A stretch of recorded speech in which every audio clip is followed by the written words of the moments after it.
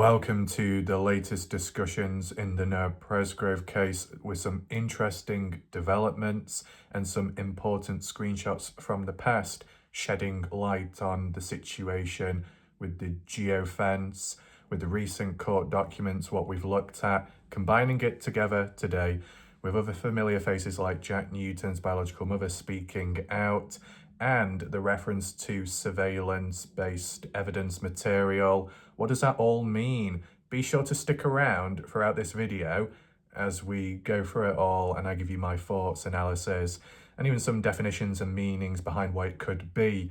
And it kind of ties in line with what I suggested yesterday, and we might even apply it to Google Earth to do a bit of a little refresher on the importance of geofencing.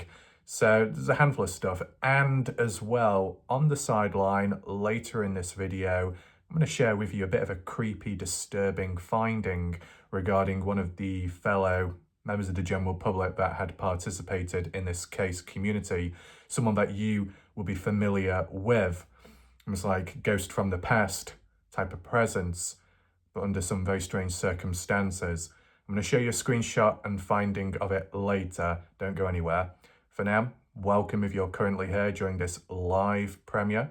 Share your thoughts, opinions in the live chat box on the right side of the screen, as well as your general reactions. If you have any questions, answers, thoughts, theories, and if you're watching on catch up, be sure to drop a comment down below under the video, as it will help with spreading awareness, starting new discussions, and I will read the comments out and try and respond back when I can. If you want to support the channel, there are some additional links to follow through with below in the pinned message. And if you want to catch up with the recent coverage and for the full playlist of Presgrove, you'll find that top right corner where the I symbol is up there. Click on it, and then you've got a drop down menu box. So what we're going to do first is start off with the geofencing, more so. The geofencing had been brought up by some people in the community because they felt it wasn't acknowledged or even mentioned within the court documents.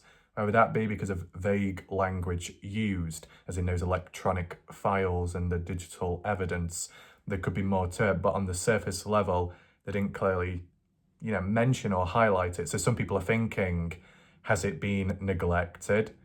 Is there none? Was it not handed over properly? A very important piece of evidence and it's not there. Is it going to cause the case to fall and crumble? Well, I guess before people get too far ahead and think it's the end of the world, we need to focus in on the origins of some of those posts and comments online, and then the reactions, responses in follow-up to it. So without further ado, let's begin there. Roughly 20 hours ago on the Presgrove case discussion group, Danielle Castle had said, since neither geofence data nor CSLI appears anywhere in the OSBI's produced materials with no warrants, no carrier returns, and no tower data, would any geofence or CSLI or phone location evidence typically be part of the OHP files rather than OSBI's?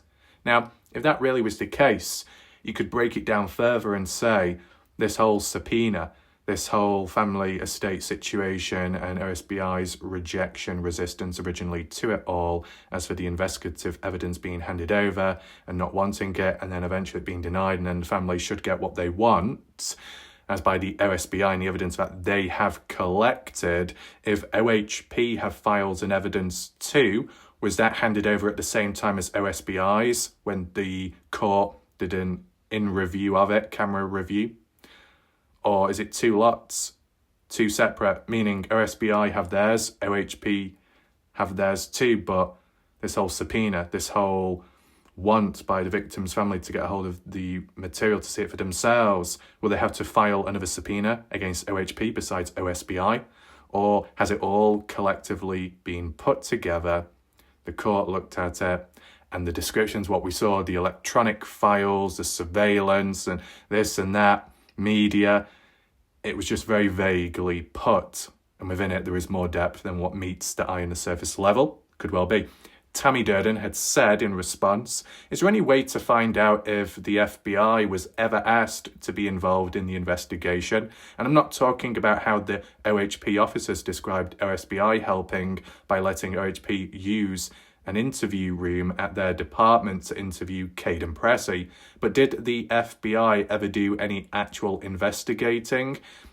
One time, Noah's Aunt Robin said they were going to meet with the FBI, and if I remember right, there was going to be a team put together from joint departments, but did that ever happen? Well, that's the thing. It was in the past. I'm not sure if it was from one of the victims' family members or if it was mentioned by someone on Partners in True Crime during an interview, stating that the FBI have stepped on in to assist properly. Then that was passed about, but then it was misinformation or a mistake was made and they messed up. But the FBI were on the sideline waiting if there needed to be assistance, but they didn't step in directly. That probably still applies till this day because I'm not really seeing any updates on that.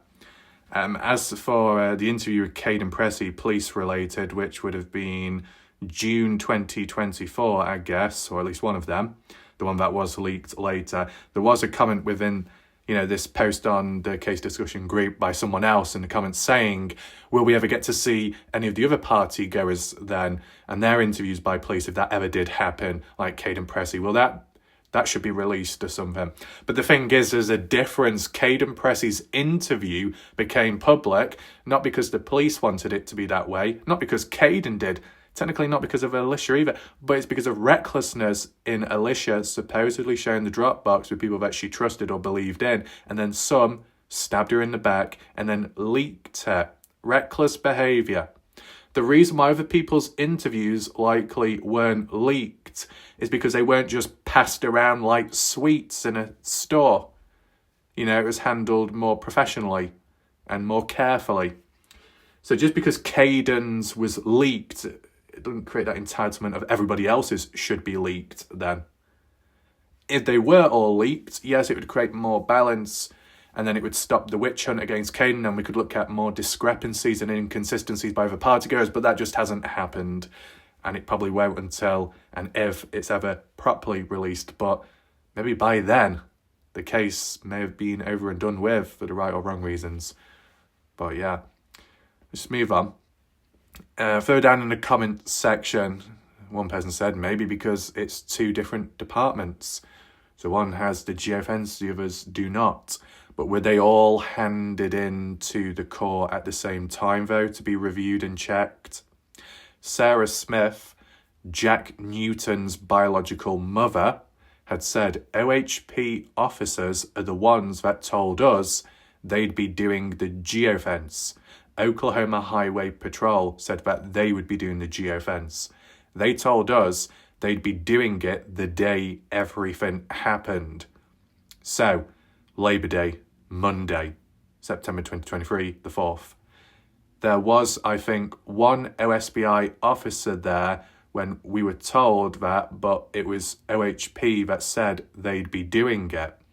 So that's what they were going to do. Was it done successfully? And has it been handed over to the court in recent time? Moving on, Brenda made a point saying, I can't answer your question with certainty. What I do know is OHP communicated with DP, known as Dalen Presgrove, older brother to Noah, the hours and boundaries of their completed geofence. There's a screenshot of that communication in the group somewhere. Danielle Castle was able to get a hold of it, which was good. Credit to them.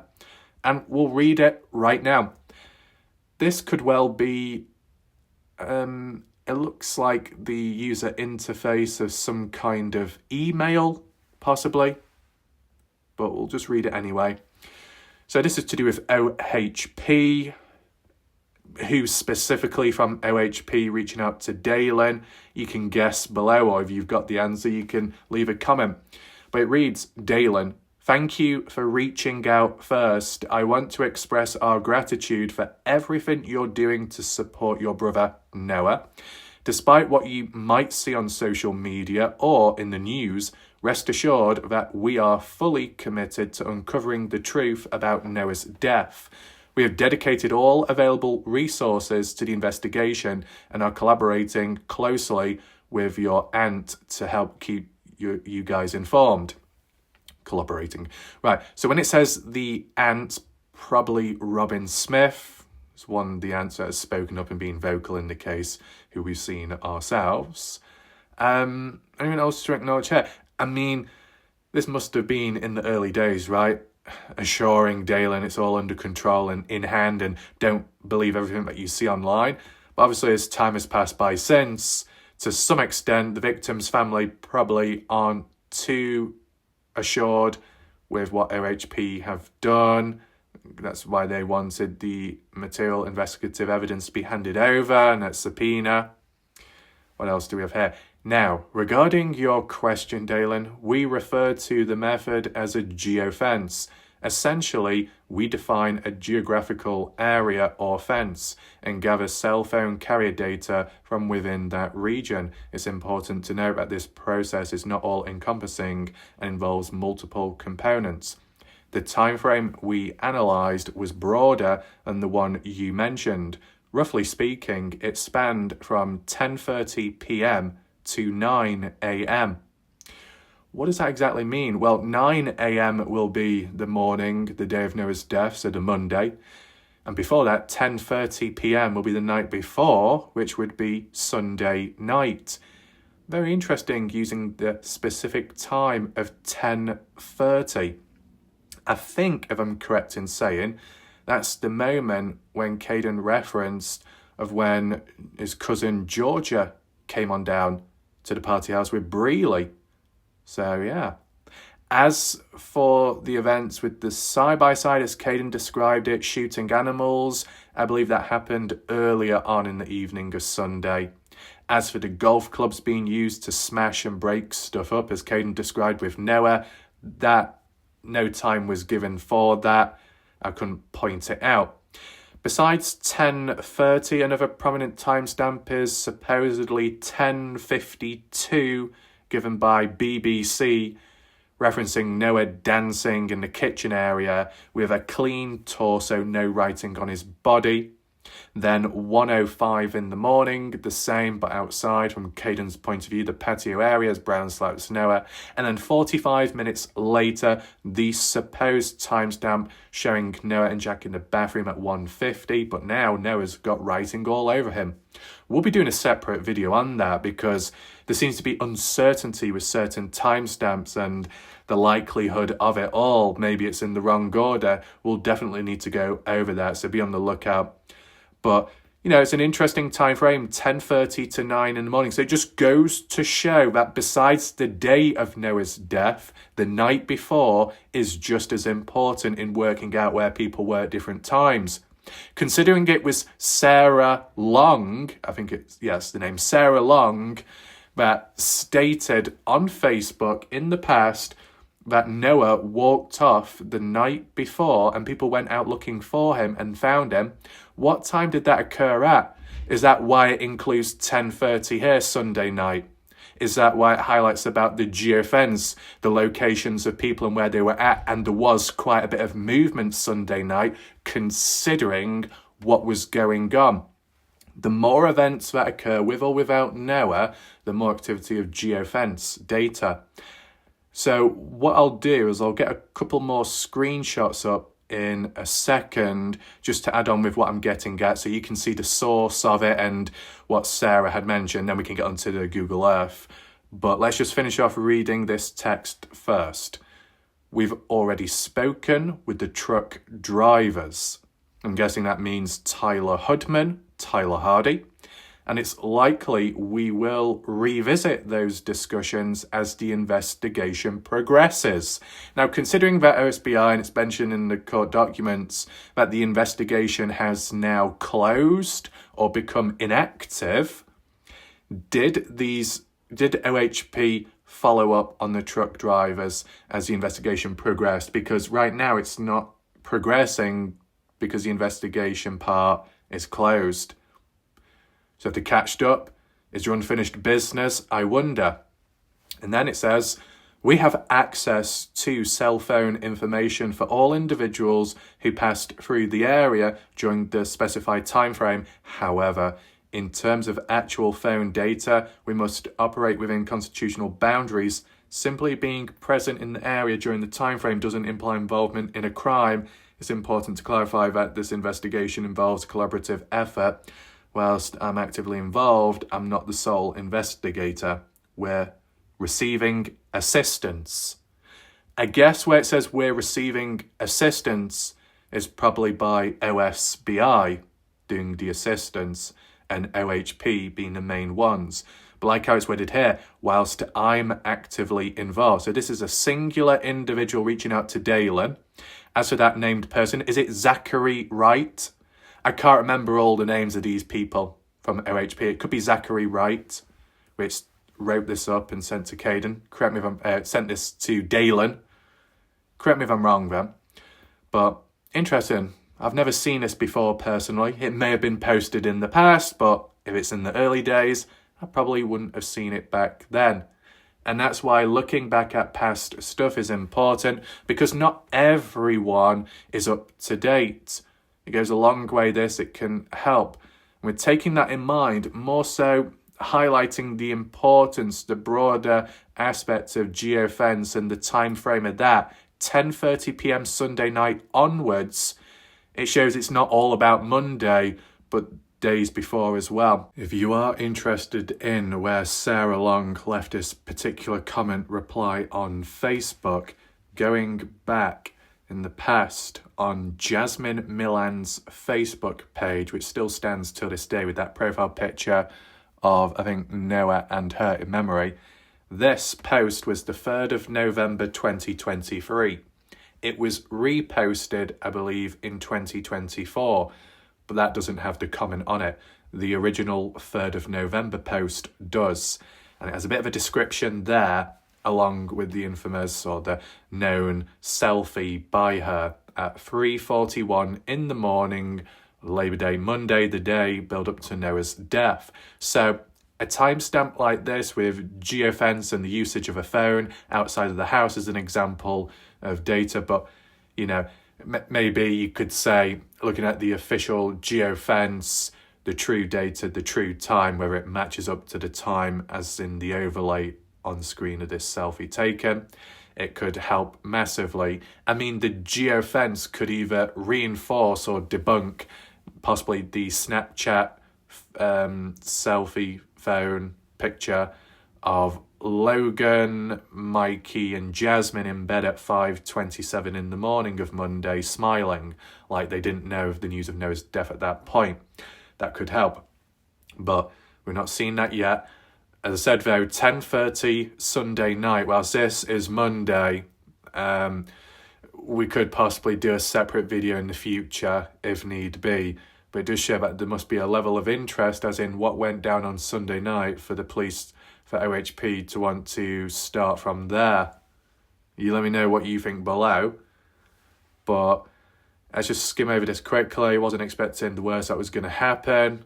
Not knowing Noah would never come back. It was normal for Noah to wander off. Nobody thought he wouldn't be back. So don't even think for a second, just because I posted that means I know what happened. But to some extent, once it got to a certain point in time, it wasn't normal, it was abnormal, and that's what sparked the search for Noah, right? Because if you expected him to come back, there'd be no search needed. But then after that point, it's like something's up, something's not right. So there's like a cut-off point, I would say, from the looks of it. We have read this before, though. It says, we all loved Noah and we have told the authorities everything that we know of. Yeah. Now, in response, Sarah Long had said, keep your head up, Jasmine. You've all been cooperating since day one. The investigators have all this information. They're sharing, so it's nothing new. I'm sure when you posted that selfie, you were expecting it to be like any other night when you went looking for him. So any other night looking for him. Now, you know, it's consistent with what Jasmine says. It's consistent with what Sarah says. Caden Pressey, who's been to previous parties with Noah in the past, has also said it's normal for Noah to wander off. Now, my question was, beside that, was it normal for partygoers to go searching, looking for Noah? And from what Sarah Long says here, that appears to be the case. First time I've picked up on that myself. Says, read it one more. I'm sure when you posted this selfie, you were expecting it like any other time, as in the night when you went looking for him, because it's not the first time. Just like the night before when Yal found him after he had walked off. It's a shame Sarah or anyone didn't give context as for the time, the length, how long it took to search, where did they find Noah the night before, implying Sunday. And if this is true, that Noah Presgrove walked away from the party, or walked away from the party house, and then other people had to go out searching with their phones on them, whether Noah had his phone on him or not at that time, if it happened Sunday night, and the police are referring to, well, OHP are referring to the geofence being a bit broader, starting from 10:30 p.m. Sunday night. Was it around 10:30 p.m. onwards when Noah Presgrove had walked off? Because if so, then it would make sense as to why it starts from there for the geofence. So then the next time when Noah walks off for good at 3:30 on the Monday, there's more movement going on, but not with Noah because his phone's left behind, but maybe other partygoers involved or in the search onwards trying to look about. And my question is, when the search was done, the first time successful if it was the night before, the next time when Noah wandered off, did people go to that same spot where they anticipated Noah would be originally, or did they go in other directions?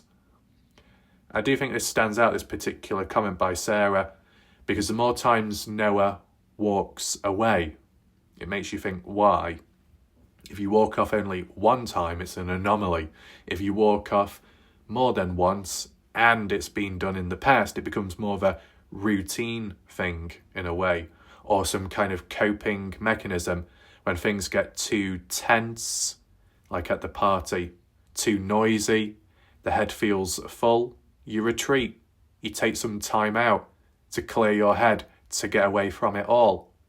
But the more times it happens, maybe the more distress a person is in. Is it a healthy environment? Or is it a personal issue and it's not attached to people that are at the party? Different ways of looking at it. Maybe an extension of the issue would be the alcohol consumption. That Noah Presgrove gets a bit more agitated, a bit more frustrated at things when under the influence of alcohol. But when he's sober, doesn't get as frustrated as quick or as easily. And that could apply to other people as well. He mentions other events that happen, Carter running into a cardboard box, and so on.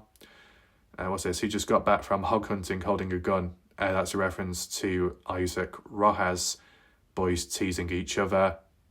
Right, so Sarah Long is supposedly acknowledging that Isaac Rojas was one of the individuals that got back from hog hunting. But, you know, what day?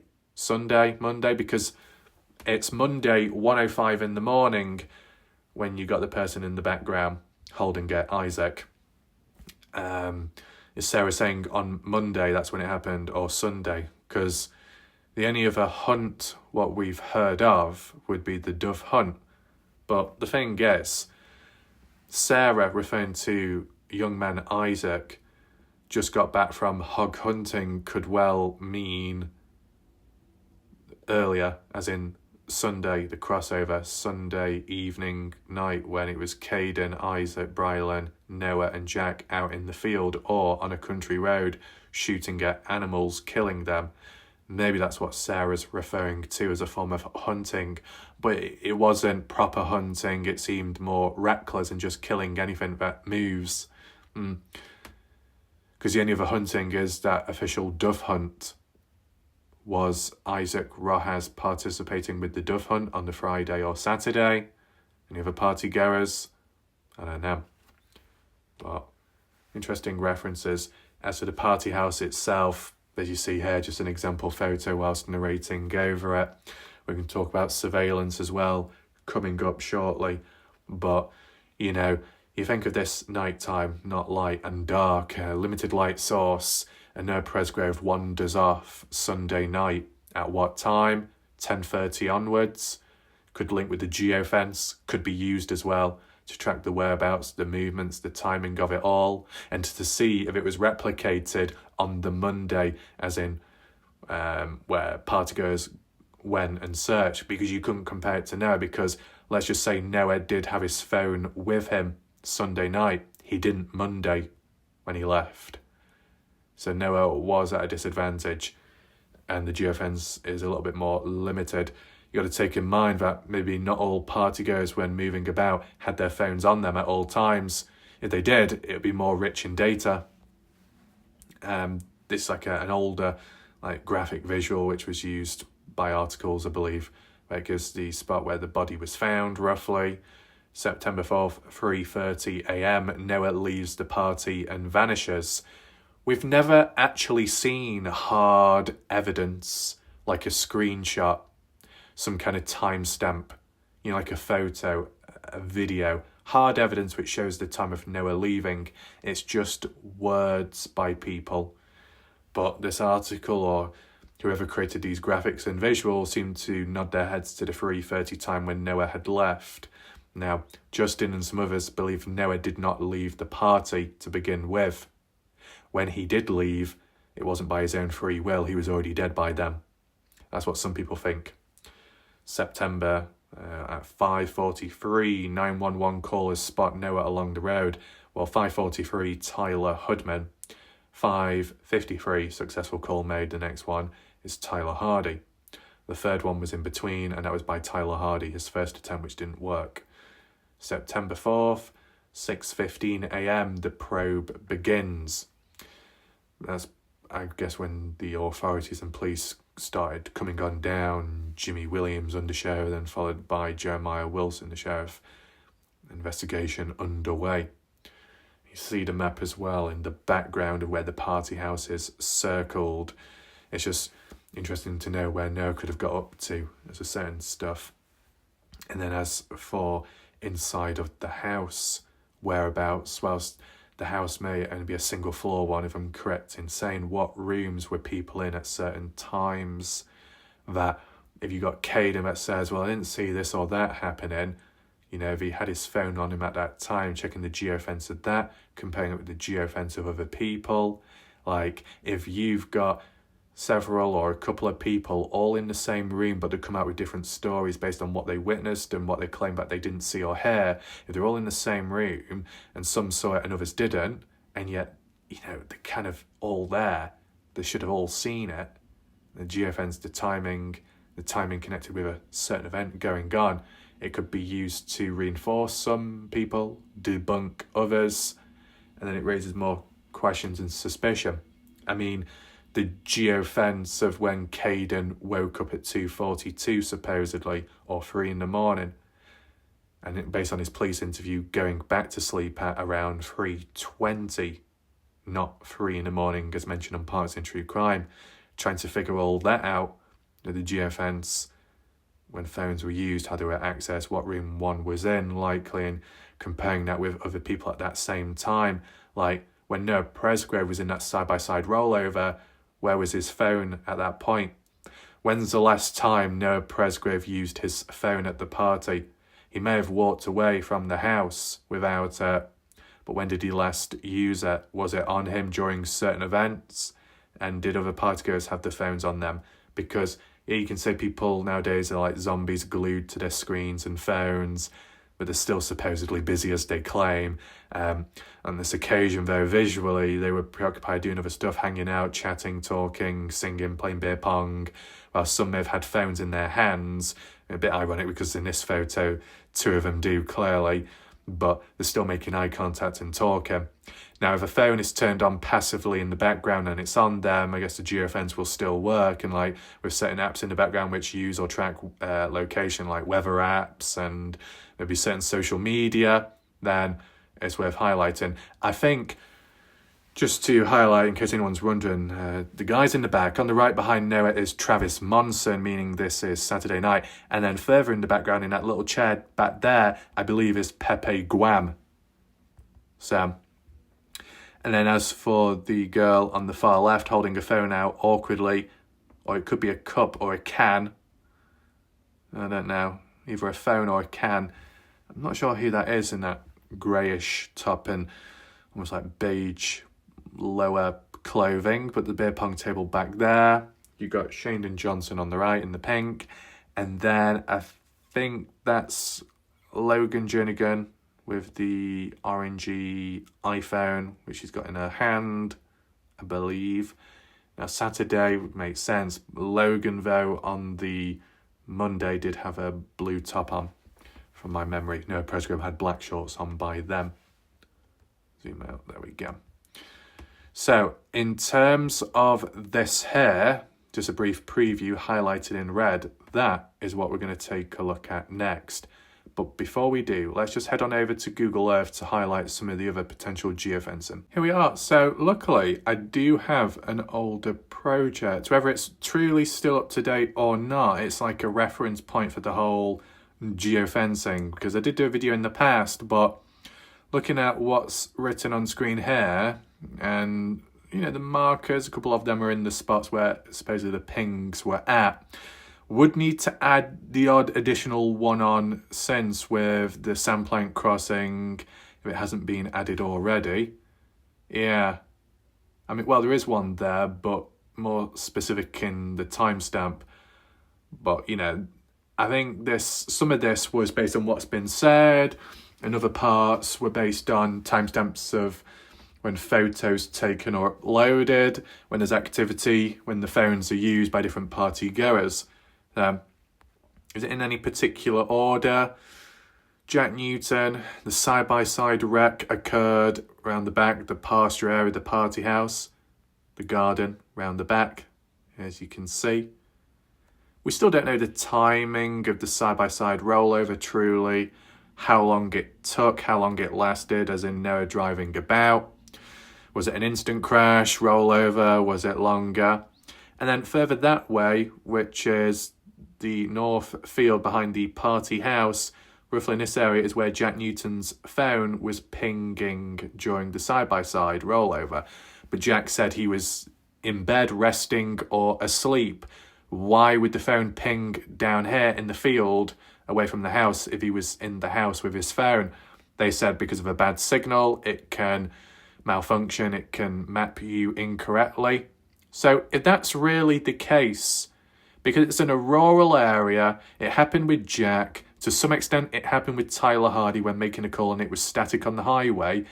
If data pings are inaccurate due to poor signals, how useful and valid is it when it comes to the investigation of the case of Noah Presgrove, such as by OHP, gathering the data, the records and all that? How factual is it? If there are pings in the wrong area or at wrong times, and it's down to malfunctions and issues like that, how much can they be applied to the case? How helpful are they really if they're not accurate to begin with? I'm not saying that applies to every ping and every phone and device, but it just doesn't seem hopeful. 3:30, Noah walking away, heading east, as if towards the highway, unknown of how far he went. If Noah Presgrove had his phone on him at the time of when walking away, would the outcome have been any different? And even if he did pass away and die for whatever reason, would there have been data on that device which would have been rich enough to understand what happened to him from there on? It all comes down to the what ifs, but still important. I might even do a poll on that. I'm going to write it down right now. Okay, so pardon the brief pause and silence, but this could either be a future video, theory-based, or just a poll on my channel, because it's been lacking recently. I've not done polls for a bit, and that's just because, it's mostly because of YouTube and the notifications. You can only do like 3 posts a day, so I want them to count. If I'm going to do a video, I do a video. If I do a community post to spread awareness, then that's what I do. So I'll just write it down now. What if Noah had his phone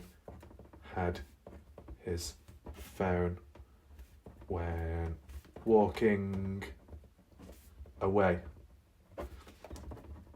Theory video. That's a poll. it's sometimes what I've done, I've come up with an idea and then I forgot to write it down on the spot, and then I've not bothered after. So I thought I'll just get it actively done. 3:41, that's where the ping was, but this is just a timeline to spread it out. 3:41, Jasmine Milan, which we looked at a bit earlier, snap outside of the party house, the front porchway. 11 minutes later, after Noah Presgrove had already walked off. Within 11 minutes of when Noah walked away and Jasmine was outside, how far and how much distance do you think Noah Presgrove covered on foot if he did truly walk off that way? Would Jasmine have been able to see or hear Noah in the distance or not? Because within 11 minutes, from 3:30 to 3:41, did anything actually happen? That could be another video idea. I'll just write that now. This is what I mean. This is the introspection, how things work and how I do think of ideas and possibilities. 3:30 to 3:41. What happened? And I think what's also important is you can go over one aspect or subject topic to an extent. You can't think of everything in the moment. And that's why it's okay to look back and reflect. It's okay to take a pause, a breather, return back, look back. You shouldn't have to worry about repeating yourself. You shouldn't have to worry about being potentially repetitive, because sometimes being repetitive and looking back shows that you care enough or it's important to you, whatever that might be. And sometimes being repetitive is the key to regaining control and mastery of a situation, even an understanding of something internal or external. It's always worth applying it. What you look at now, how you see it and how you feel it could differ greatly later on when you return back. You look at it in a completely different light and it could be better. You just remind yourself, no matter the length of time, it's always okay to return back. Give that span, that space of time in between. 4:30, Carter Combs and Logan Jernigan snap. Once again, at the party house. I've just spread it out over here. The party house inside after got back from the search for Noah, unsuccessful. So they took a photo once they got back. Likely they had their phones with them when out searching for Noah. You'd think other partygoers would have done as well. And that's what they really did. To communicate, on the phone, like walkie-talkies, say, hey, you found Noah? You're going to check over there? We're going over this way. Just to communicate. But if there's a level of communication like that, it's almost like the equivalent of the build-up to a missing person case without officially reporting the person missing. It's like the people were concerned enough once time passed by of no sign of Noah, that it was now time to go out searching for Noah. Then once deemed unsuccessful, that's the point where you'd think, right, if you worried to begin with, now you should be even more worried. But it went backwards. It was like, oh, well, he's probably okay. It's a weird order that, you assume nothing bad happened, Noah walked off, it's the usual. But time passes by, he's not back. So then you worry, you go out searching. There's a level of concern to be going out searching. And that's unsuccessful. And then you think, well, we worried. Well, no, we didn't worry, then we did worry, now we're not going to worry. That's just a weird pattern. Because if the norm is Noah walks off, Noah returns back, or Noah walks off and then people go out searching and find him and then return back, one or the other. But in this case, it was Noah walks off, quiet, people go out searching, unsuccessful, and then not the norm, abnormal, and think, well, he's probably home anyway. That's just the odd little bit in my mind. Do we have any other markers which are added? What's this one? Take in mind, some of this is in the past, whether these still apply or not. Now, 4:48 to 5:36 a.m, 2 people driving through, ? Well, to be honest, it's interesting this, because whilst this was so vaguely put in the past, it could still have appliance now. At 4:48 is the time which was given to a witness that was driving down, coming or going from the casino, who saw a side-by-side appear out of nowhere on the highway, a mile apart from where Noah's body was to be found later, at 4:48. In terms of 5:36, another person driving free? Well, technically, yeah. In a way, around 5:30, 5:25 to 5:30, you had the brother to anonymous member in recent time that was driving down this way, heading north, who saw a blue sports car pulling out of the dirt road, and then overtook him that way, braked at the marker where Noah's body was to be found at, roughly, and then sped on again. So it goes to show that there's been a bit of an evolution, in a way. What was vaguely said in the past more came to light later on, and we can apply it now. Of course, maybe I need to do an update of this project in particular so we can refer back to it again. What other ones? 4 to 4:30 a.m. search for Noah Presgrove, cell signal, ? I believe that this might have been put here by me because we were told by some, maybe BBC, that they searched so far down up to the Sandplank crossing and then turned back. And the rough estimate was given by me at the time, 4 to 4:30, because of the timing of when Noah walked off at 3:30, the timing of what Caden gave as in a normal time period of silence and absence, which was 30 minutes, ran up to 4 in the morning, and then the worry and concern kicking on in. And BBC said a search from 30 minutes to an hour. Well, for 4:30 in the morning to be the time when some of the girls got back, it'll be between 4 to 4:30 when a search was done. About 20-30 minute search, falls in line with what BBC says, fall in line with everything, if it all happened.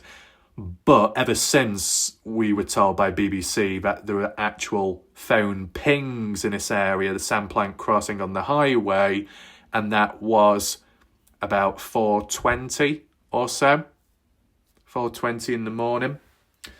So that's an interesting one.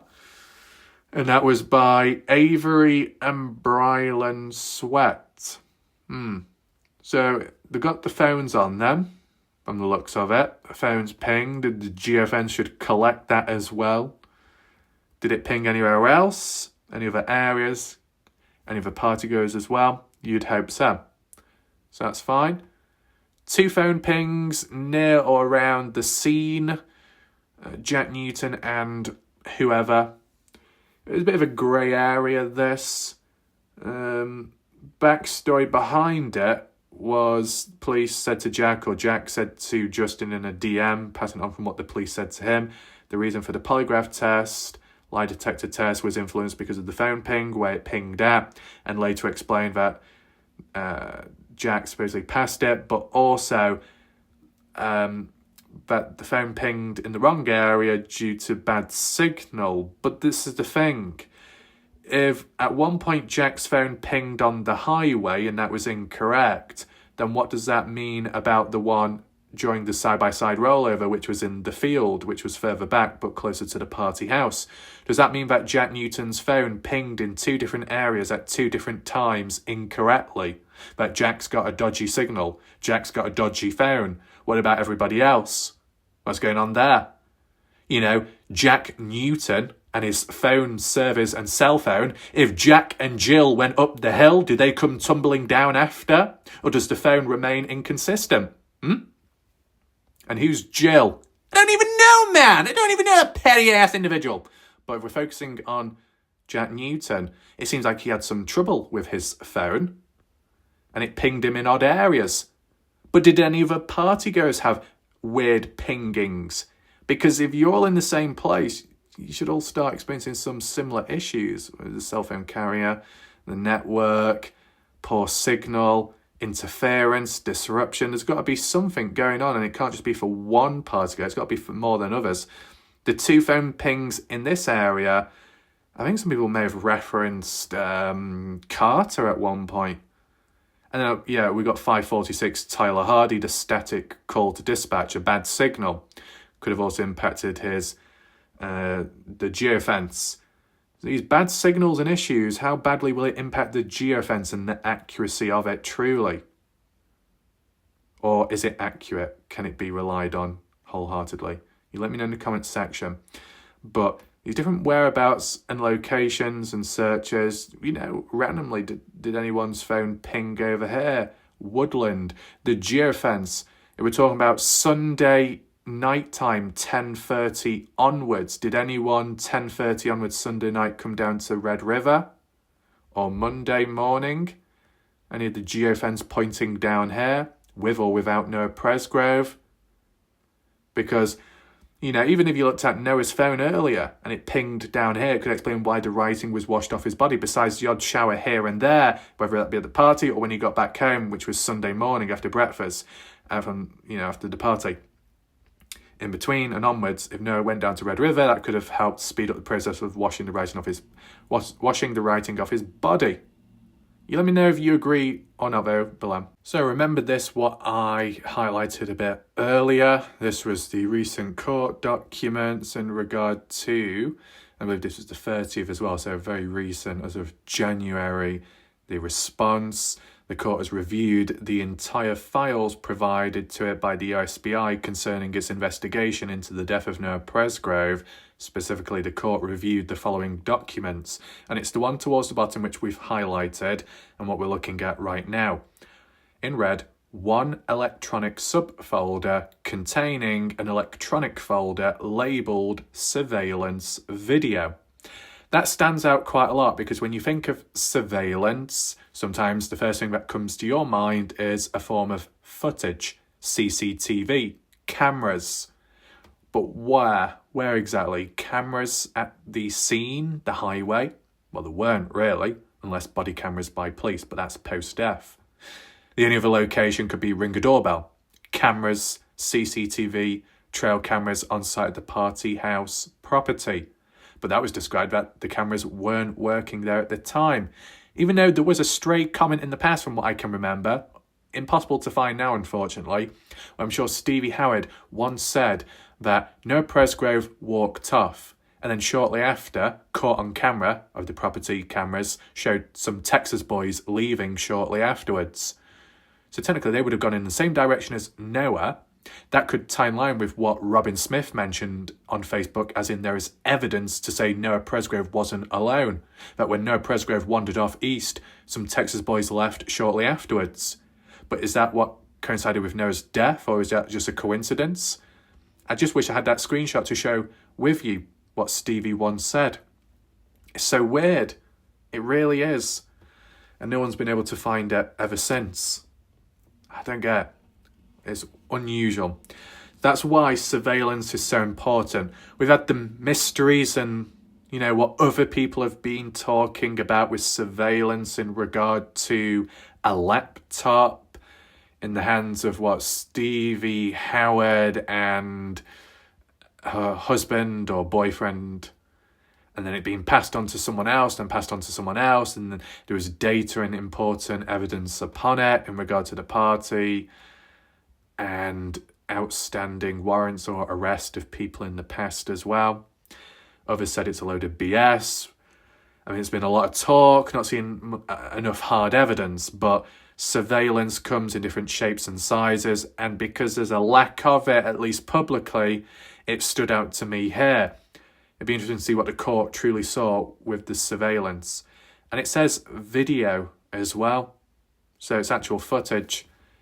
If we move along, Michelle, credit to her, said, because I've seen it questioned, I just did a simple Google search. So these are all possible pieces of evidence in the file.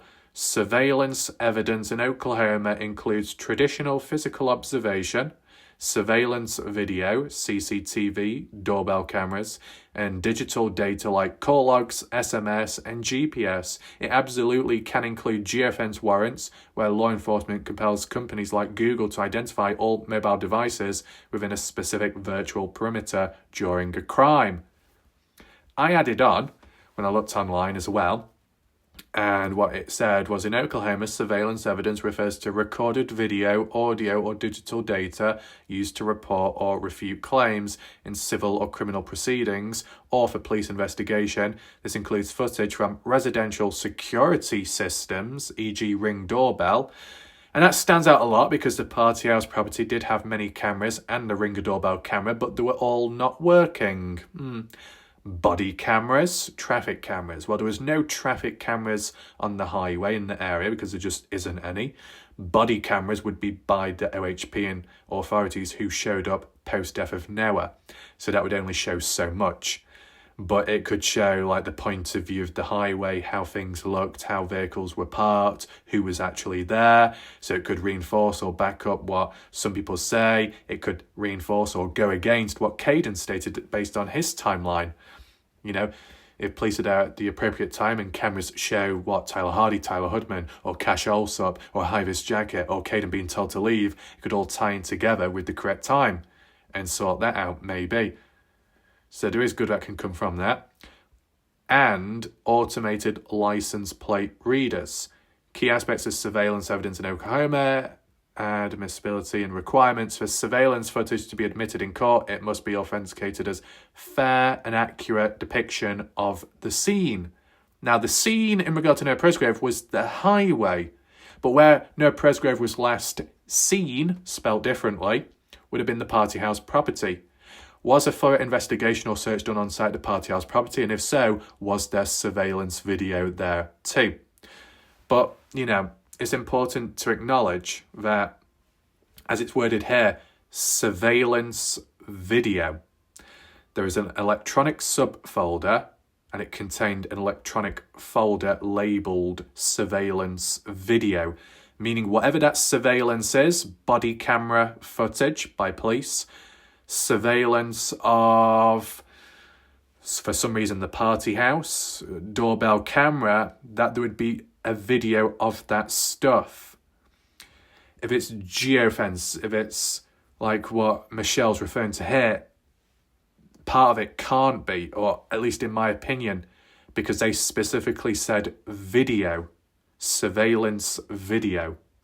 Unless a video was made or a recording was made of someone showing GPS SMS call logs, how you can turn a photo or a screenshot into a video. But they're talking about original raw evidence. Surveillance video implies CCTV doorbells and stuff like that. More so. Now, I just want to know your thoughts on the matter, okay? And we do have one last thing to highlight in a second, and I'll give you a bit of a backstory to that. But like, look at the party house here. As we're trying to look for cameras, I couldn't find them at the time, and still to this day I can't, unless they're very small or they're a different type underneath the roofing area. How many cameras were there in total on the party house property? How many cameras inside of the house too? Because after there was resistance, vigilantism towards the party house, even though they say that they're not housed. Logan, Carter and Avery in the early days faced some form of harassment, stalking in real life, damage to the property. Supposedly it spooked and scared them. So in the end, that they got new cameras set up. And when a person came on down to the area just to simply document the area and then leave, Sarah Long was quick in responding online and said, "We'll check the CCTV footage for you." And Sarah doesn't even live there, so to be able to check it must mean through other means, online, through the cloud or something, having access directly elsewhere from afar. And if people can access footage from afar, if you think of the day of Noah's death, if any cameras were working, people from afar could have accessed that footage and monitored it themselves for whatever reason. Could raise a few eyebrows there. But you let me know what you think, how significant it really is, and what you think the court could have seen in that surveillance video. Do you think it's more likely post-death of Noah Presgrove or the build-up to Noah's death? You know, we've heard about when it came to, I think Kane Pressey may have mentioned it, or maybe more so Justin Roy in one of the Parts in True Crime interviews, that after Noah Presgrove had walked off at some point, that a person was outside recording Avery and Carter arguing on the porchway. ever since other people have referred to the Ringer doorbell camera being the thing that picked it up. You probably wouldn't see much of the close on the porchway. You might just see the back of the heads, the hair blurring about, but you probably hear the audio at least. But it was said that the doorbell camera wasn't working. So it would have acted as surveillance, yes. But does it fall in line with what the court's referenced and seen? Who knows? What we're going to look at now is small scale. It's not anything too big. But some of you will remember Vanessa Salazar, an individual within the case community of No Presgrove, more on the army page in support of Justin Roy, etc., them lot. And Vanessa Salazar supposedly at one point created a fake account, default profile, which is ironic because on the same side as which Justin Roy calls people out for having fake accounts, Vanessa Salazar supposedly had one on Snapchat and reached out to Stephanie Milland, which then sparked Colton Newton having a go, saying, if you do that again, I'll come and find you. So there was threats there. And then Vanessa supposedly communicated with Colton as well, pretending to be the friend of Noah. That's what people have said online.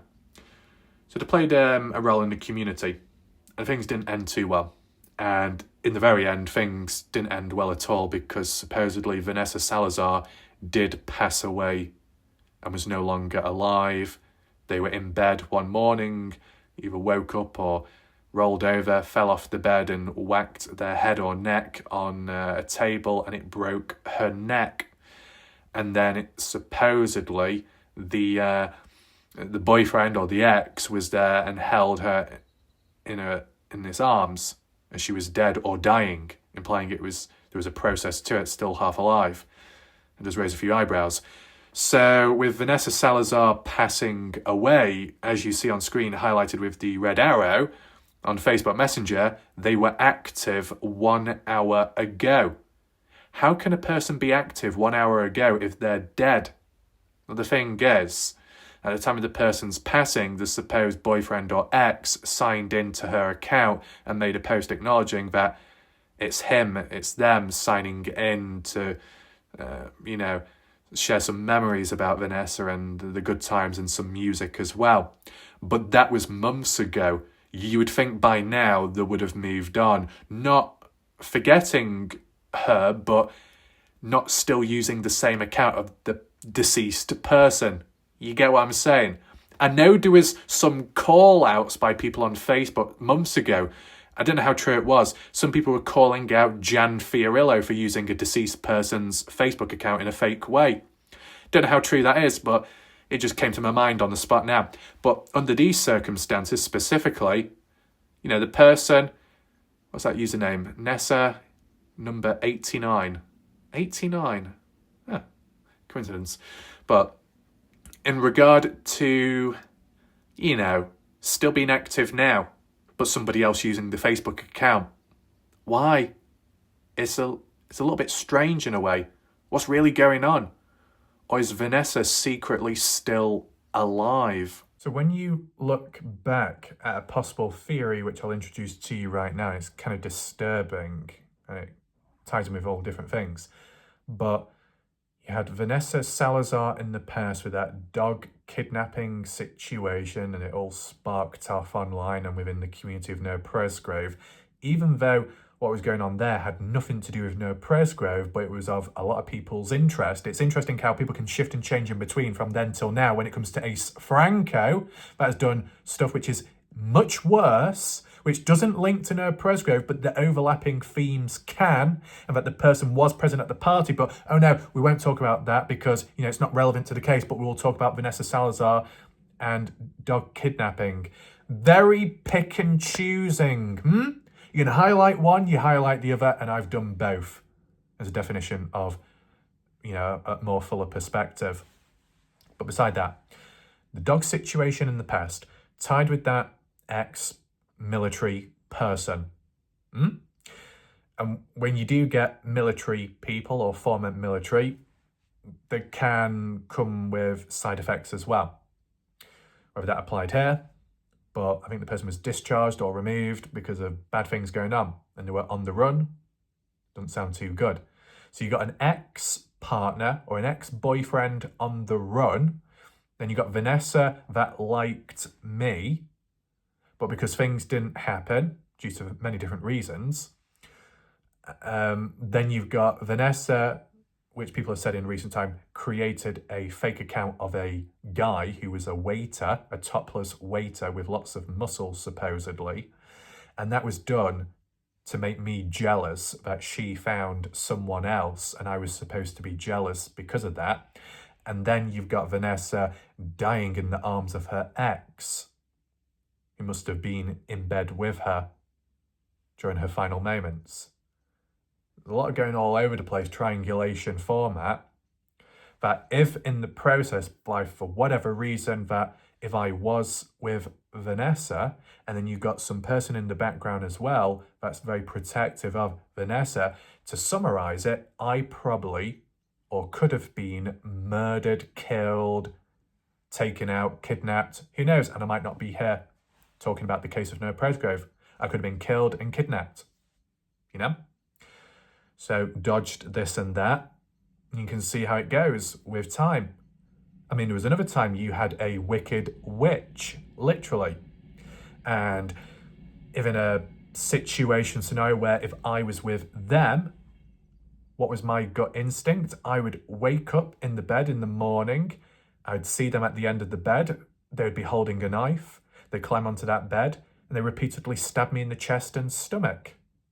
I'm not joking. These are my instincts. This is what I pick up on with certain humans with time, right? From the past to onwards, I get a feeling that something's not right here. And then there was another situation, another person, the way they acted, kept talking about certain methods of physicality, and then find out that they've got a bit of a back history of assault, battery with family or a family member. Now, if I was around a person like that in a scenario, if I was with someone, and not if, but because there was a person under those circumstances, I would probably be physically assaulted and maybe repeatedly behind closed doors. There's a lot of what ifs, but there's a high chance of it taking place with each set and person within these different cases that I've come across. One occasion I could have been killed, murdered. Another one I could have been stabbed repeatedly. And then another one I could have been beaten up physically. And who would believe me because I am a male? I might say it with a calm voice or with a bit of a tone. But it's easy to say it in such a way when it's not happened and it's been avoided. But just now, I do take it extremely seriously because stuff like this shouldn't happen, shouldn't even be considered, right? Based on instinct, you shouldn't even have to think like this or pick up on it. But regardless, not all instinct is bad or negative, because when I have come across other people or the odd other person, my instinct has been, this person's good, this person's genuine. But with these theories and ideas, it's just like with when you get explorers and people that get involved in cases, they become a part of the case or they turn into a case themselves when things go wrong, take a dark turn. And we talk about advocates for Noah Presgrove, people in the community. Not everybody is squeaky clean themselves. They've got a bit of a past, a backstory and a history, haven't they? You look at the Dylan Rounds case, the same there. It was like a game of guess who hasn't got a mugshot. And it turned out I was the only one that didn't have a mugshot. God, I'm such a boring person, aren't I? And still to this day, no mugshot. Yeah, unless someone doesn't, unless someone fakes it. Because we've seen some desperate people as well, haven't we? Desperate people with desperate actions. But beside all that, still here trying to cover the case despite what may happen on the sideline. Anyway, hopefully this video puts it into perspective. It's generated some newer ideas or possibilities of videos which could be done. The what ifs, but based on a theory of what could have actually happened. More of that can be explained a different day, but you know, these videos are still quite impactful and the ideas are still quite there and strong, not giving up on the case for different reasons. Shouldn't give up, or at least just make the effort to try and cover when possible, of course. It's not been so much with this case. It's been other cases like Kenny Veach where people made some weird claims and comments, but, you know, of course, some may have not stuck around long enough to understand the process of it all. But for those that have, I appreciate that. And for those that do watch in the background, I appreciate that too. With that all being said, feel free to hit the thumbs up, the like button to spread the awareness, share the video so more people get to see it. And of course, we'll see what happens next. My name's Warlight Ref. Thanks for watching. Goodbye. Good night for now.